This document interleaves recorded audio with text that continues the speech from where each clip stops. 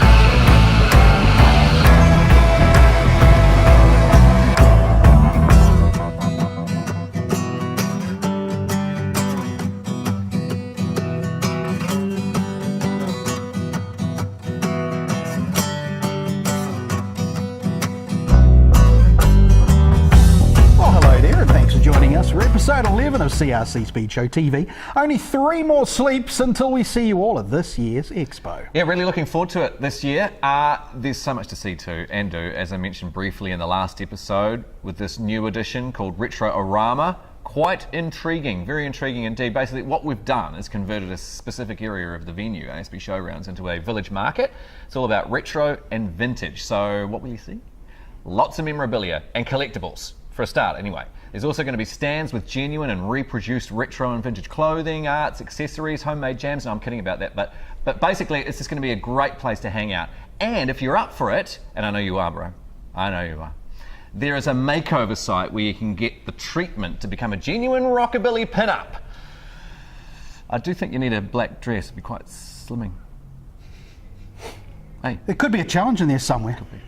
I don't know what or how just yet, but I'm working on some ideas. Of course, keeping up with the retro and vintage theme, we have the 10 Tools Grand National Rod and Custom Show. This is without doubt the finest indoor hot rod show in the country. There is so much mastery and skill to be seen, and the hot rod community come out in force. There's still that heated debate of defining a rod, but for me, any modified car has a right to be there. I guess it just comes down to semantics. The point is, though, here, this coming weekend, you'll get to see the country's best and partake in the judging. Take a look at what we've had in the past.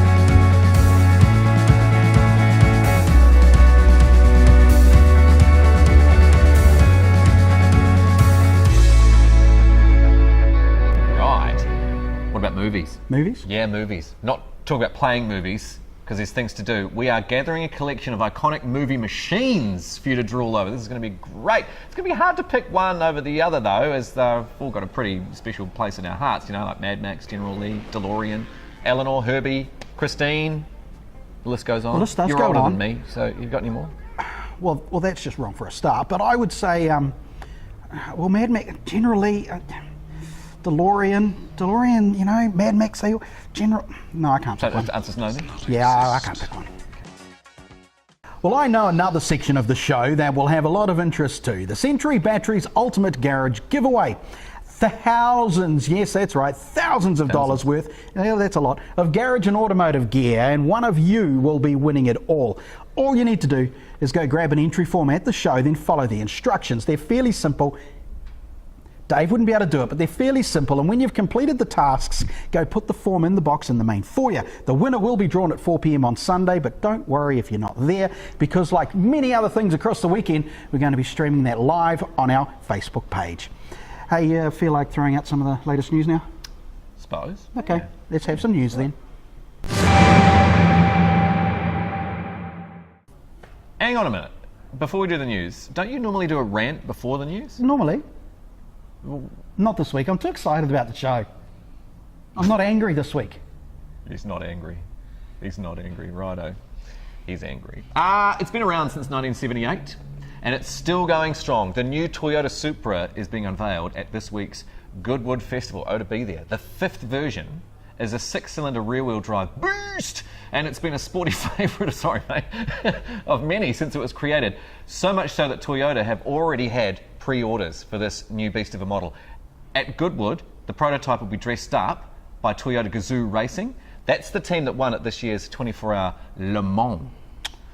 Very nice. Well, another machine making its debut this week is the McLaren 600 LT. It only has 592 horsepower. It's capable of 0 to 100 in 2.9 seconds. That's faster than the Ferrari 488. McLaren also claim it is faster than its big brother, the 675, mainly because it uses custom rubber from Pirelli, made specifically for the car. I can only imagine what the budget is if you want to order a new set of tyres. Now, one of McLaren's direct competitors is, of course, Ferrari, and in motorsport, McLaren is sucking big time at the moment. But Ferrari are not. They've gone gangbusters this season, making constant changes to try and beat the other big player, Mercedes. And they are succeeding. But why, I hear you ask? What has been done to the prancing horse, I hear you ask? Well, put your tech hats on, people, and be warned, it's damn complex. Ferrari's SF71H has been extensively developed since the Spanish Grand Prix in May. New halo-mounted twin-stalk mirrors were introduced at the race in Barcelona, with a winglet that better directed air to the edges of the rear wing, but they were banned before the next Grand Prix. Longitudinal slats were added to the outer edges of the floor in Spain, increasing the aerodynamic power of the vortices which sealed the outer edges of the underfloor. A changed pickup point for the rear suspension also enhanced the airflow to the crucial gap between the rear tyre inner face and the diffuser. At the Canadian Grand Prix, where lower drag became more important than higher downforce, the T-wing was removed. The barge boards were extensively modified for Montreal, with a more intricate arrangement of mini boards to help turn the air more efficiently around the side pods. For France, a revised rear floor was used, and another would appear at Silverstone too. A new front wing also appeared in France, reverting to last year's arrangement of 5 main slots, rather than the 4.5 used up to this point in 2018.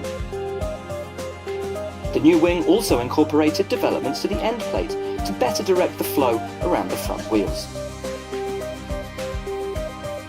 If Ferrari want to stay in front this season, it's likely they'll have to keep up this relentless cycle of development. Right then, so basically they've just been spending millions and millions in the wind tunnel every week. Millions. Millions. That's even more than millions. Now, Holden sales in Australia, surprise, surprise, this will shock you, have turned a complete nutter custard since the Commodore started coming from its Germany plant. But the South Australian Police Force have just announced that they're going to run with the all-wheel drive V6 version as their pursuit car, likely to leave the Kia Sorento as their regular runabout. Now, the thing is, the 0 to 100 time is only 6.2 seconds.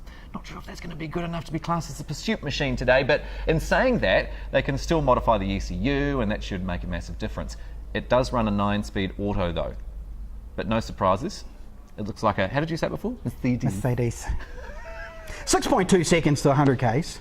Still faster than my wagon. Hey, speaking of wagon, how's your Audi, bro? Where's your Audi at the moment? You're not going there. Yeah, your Audi, because you had an Audi. And it, normally they're quite fast and they travel well. You're not using it at the moment. All good? Something wrong with it? Driving a Holden at the moment, and I'm liking it. Okay, we won't have to say any more on that. Hey, what happened to your, didn't you have like a Tonka toy? Yeah. Didn't it get upside down? Yeah, no more need to be said about people's cars. Thank you very much. The Queenslanders went with the rear-wheel drive twin-turbo Kia Stinger, and that gets to 100 in only 5 seconds. No doubt the police hate every single one of those 5 seconds. Do some skitties, bro! And finally in the news, the new Ariel Atom is out, model number 4, and it is the fastest yet. It's been a full rebuild from ground up, with only 3 parts coming across from Generation 3. Less drag, more downforce, and a brand new 316 horsepower Honda Turbo from the Civic R. 0 to 100 in 2.8 seconds, and you can pick one up for under 100k New Zealand dollars. Boom! Speaking of skitties, The Sound Live Action Arena is always a winner at CRC Speed Show. It'll run 3 times each day. There's going to be the normal demos and things like that, but it wouldn't be right not to have a few races. So we've gone a little out there this year, and we will be matching up a lot of eclectic machinery to see who will be reigned the arena champion.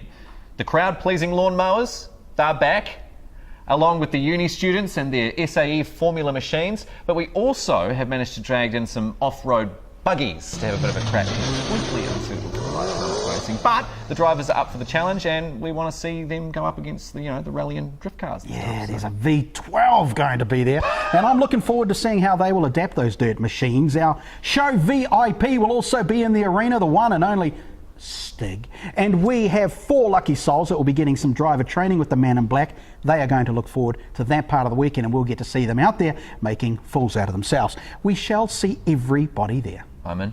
And of course, not to be forgotten are all the amazing automotive experts that are going to be in their stands, with their products and their knowledge on display, not you. And here's the kicker. They are not just there for you to look at and listen to, they're there for you to ask questions and things like that. You utilise their knowledge and chat away and then leave a whole lot more learned than you were before. It's a service that we provide, Yeah, righto. Autograph sessions, I'll probably do some of them as well. Time for us to go now. It is official. Dave is going to try skid plate racing as his challenge. We've just got to find the cars and the venue. We'll work on that.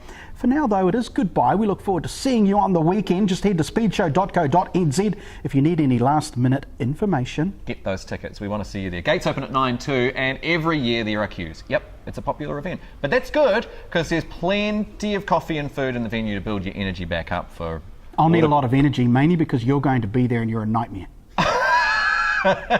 You've been talking to the Mayor of Dunedin again. Say bye, Dave. See you at the weekend.